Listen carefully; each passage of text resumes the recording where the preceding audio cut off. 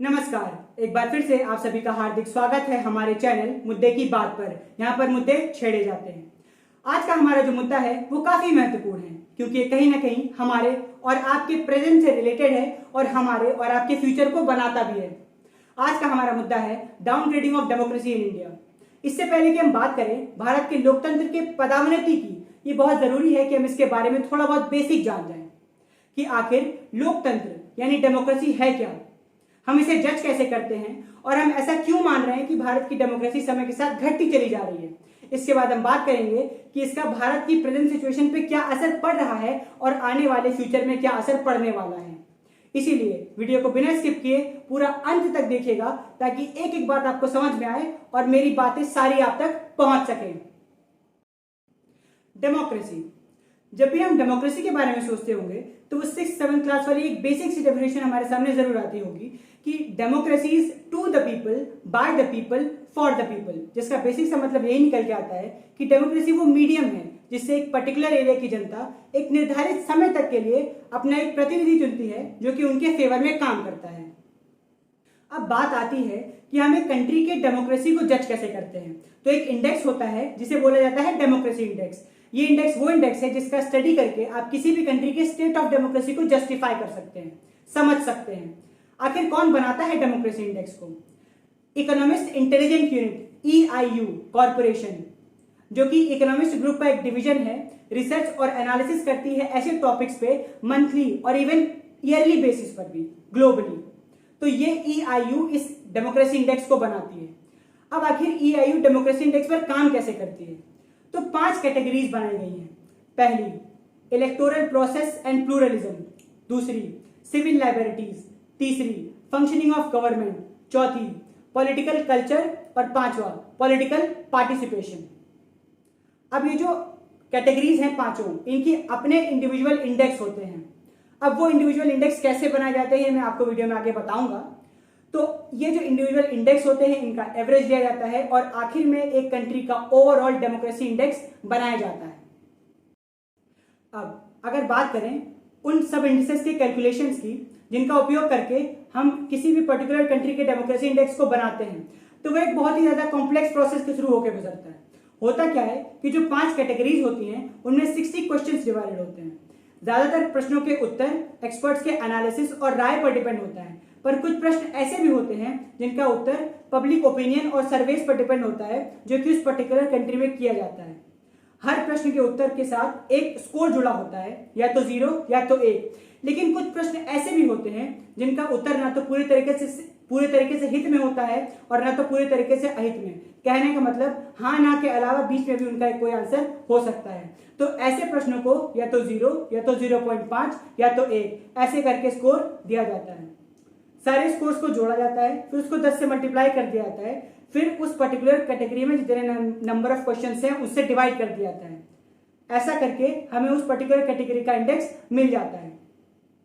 लेकिन कुछ प्रश्न होते हैं जैसे कि इलेक्शंस फ्री और फेयर है या नहीं, वोटर्स की सिक्योरिटी है या नहीं, रूलिंग गवर्नमेंट पर कोई फॉरेन पावर तो इन्फ्लुएंस नहीं कर रहा है, या फिर पॉलिसी मेकर्स पॉलिसी को सही से इंप्लीमेंट कर पा रहे हैं या नहीं कर पा रहे हैं। ये सब प्रश्न इतने इंपॉर्टेंट हैं कि अगर इनका उत्तर कुछ ऐसा आता है कि लो स्कोर बनता है तो उस पर्टिकुलर कैटेगरी के ओवरऑल स्कोर में पेनाल्टी भी जोड़ दी जाती है। ये जो 5 कैटेगरीज के इंडिसेस हैं इनका एवरेज दिया जाता है, इससे किसी भी कंट्री का डेमोक्रेसी इंडेक्स बनाया जाता है। ये जो ओवरऑल डेमोक्रेसी स्कोर होता है ये 2 डेसिमल्स तक राउंड ऑफ किया जाता है और किसी भी कंट्री का जो ओवरऑल डेमोक्रेसी स्कोर होता है वो 0 से लेकर 10 के बीच में होता है। अब ये जो हमें किसी भी कंट्री का ओवरऑल डेमोक्रेसी स्कोर मिलता है ये हमें शो क्या करता है? तो ये कंट्रीज को 4 रिजाइन में, मतलब 4 कैटेगरीज में क्लासिफाई करता है। वो 4 रिजाइन कुछ इस प्रकार से हैं। पहला, फुल डेमोक्रेसी यानी पूर्ण लोकतंत्र। इस रिजाइन में जो कंट्रीज आती हैं उनका डेमोक्रेसी स्कोर 8.01 से लेकर 10 के बीच में होता है। वो देश जहां पर सिविल लाइबर्टीज यानी नागरिक दायित्व और फंडामेंटल पॉलिटिकल फ्रीडम यानी मौलिक राजनीतिक स्वतंत्रता को न सिर्फ सम्मान मिलता है बल्कि डेमोक्रेटिक प्रिंसिपल्स यानी लोकतांत्रिक सिद्धांतों को चलाने के लिए पॉलिटिकल कल्चर द्वारा इन्हें सुदृढ़ भी किया जाता है। वैलिड और लीगल गवर्नमेंट हो, इंडिपेंडेंट जुडिशरी हो जिसका डिसीजन सर्वोपरि हो, डाइवर्स और इंडिपेंडेंट मीडिया हो। दूसरा, फ्लॉट डेमोक्रेसी यानी दोषपूर्ण लोकतंत्र। इस श्रेणी में जो कंट्रीज आती हैं उनका डेमोक्रेसी स्कोर 6.01 से लेकर 8 के बीच में होता है। वो देश जहां पर इलेक्शंस फ्री और फेयर तो होते हैं, बेसिक सिविल लिबर्टीज भी होती हैं, लेकिन इसके साथ साथ बहुत सारे फॉल्ट्स भी होते हैं, जैसे मीडिया फ्रीडम का उल्लंघन, आलोचकों में राजनीतिक विरोध का मामूली दमन। इसी के साथ साथ सिग्निफिकेंट फॉल्ट्स होते हैं डेमोक्रेसी के और भी एस्पेक्ट्स में, जैसे under developed political culture, low level of political participation और फंक्शनिंग गवर्नमेंट में बहुत सारे फॉल्ट्स। तीसरा, हाइब्रिड रिजाइम। इस रिजाइम में जो कंट्रीज होती हैं उनका डेमोक्रेसी स्कोर 4.01 से लेकर 6 के बीच में होता है। वो देश जहां पर रेगुलर इलेक्टोरल फ्रॉड्स होते हैं जिससे वो फ्री और फेयर डेमोक्रेटिक नहीं रह जाते। ऐसी गवर्नमेंट जो कि पॉलिटिकल अपोजिशन पर प्रेशर डाले, non independent judiciary, wide spread harassment, corruption और प्रेशर होता है मीडिया पर। इसके साथ साथ under developed political culture, low level of political participation और एक्सप्लॉयटेशन ऑफ सिविल लिबर्टी जैसे बहुत सारे फॉल्ट्स। चौथा, ऑथोरिटेरियन रिजाइम यानी सत्तावादी रिजाइम। इस रिजाइम में जो देश आते हैं उनका डेमोक्रेसी स्कोर 0 से लेकर 4 के बीच में होता है। वो देश जहां पर पॉलिटिकल प्लूरलिज्म यानी राजनीतिक बहुलवान नहीं होता, और अगर होता भी है तो ना के बराबर। यहाँ पर पूर्ण रूप से मोनार्ची यानी सत्तावाद होता है।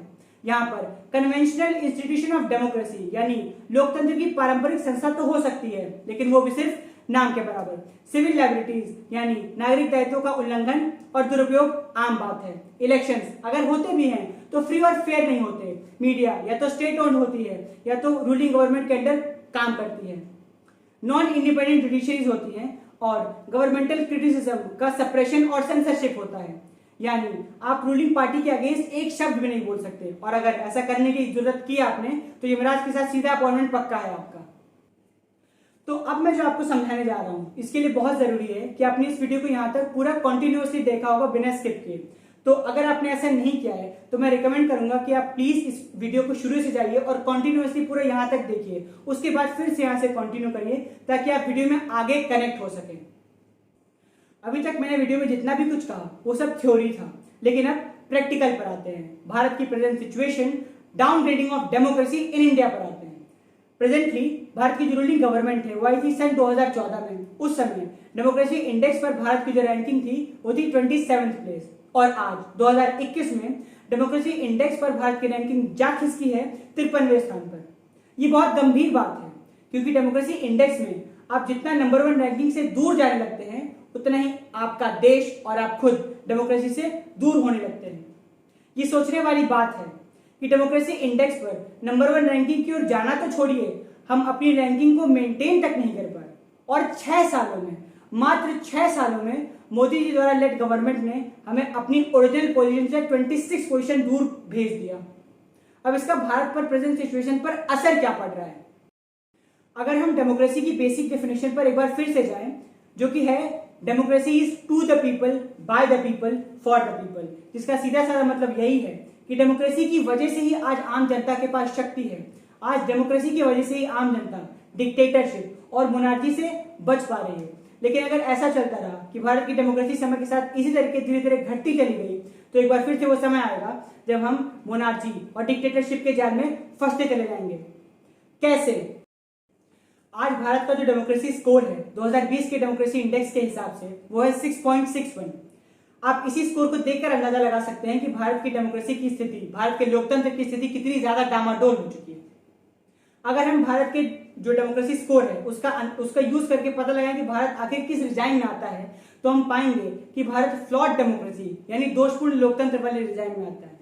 क्या 2014 में जब ये रूलिंग गवर्नमेंट नई आई थी तब भारत की जो डेमोक्रेसी की स्थिति थी वो कुछ बेहतर थी? यानी क्या 2014 में भारत फुल डेमोक्रेटिक स्टेट में था?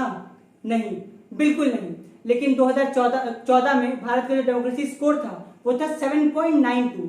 इससे आप अंदाजा लगा सकते हैं कि उस समय 2014 में भारत फुल डेमोक्रेटिक होने की राह पर अग्रसर हो चुका था। लेकिन आज जब भारत का डेमोक्रेटिक स्कोर है 6.61, तो भारत मजबूर हो चुका है हाइब्रिड रिजाइम की ओर जाने पर।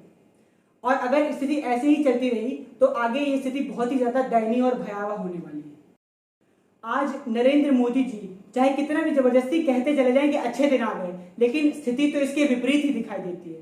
आज भारत की डेमोक्रेसी कॉम्प्रोमाइज नहीं हुई है, आज भारत के लोगों की प्राइवेसी, सिक्योरिटी और उनके राइट्स भी कॉम्प्रोमाइज हुए हैं। और अगर ऐसा ही चलता रहा तो भारत का भविष्य खतरे में है।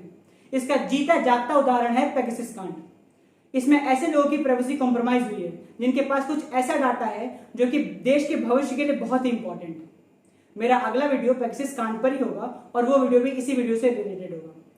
तो ये सोचने वाली बात है कि अगर स्थिति ऐसे ही चलती रही और भारत की जो डेमोक्रेसी है, भारत का जो लोकतंत्र है, वो इसी प्रकार डामाडोल होता रहा, तो इतिहास अपने आप को एक बार फिर से दोहराएगा और भारत एक बार फिर से किसी का अधीन बनकर रह जाएगा।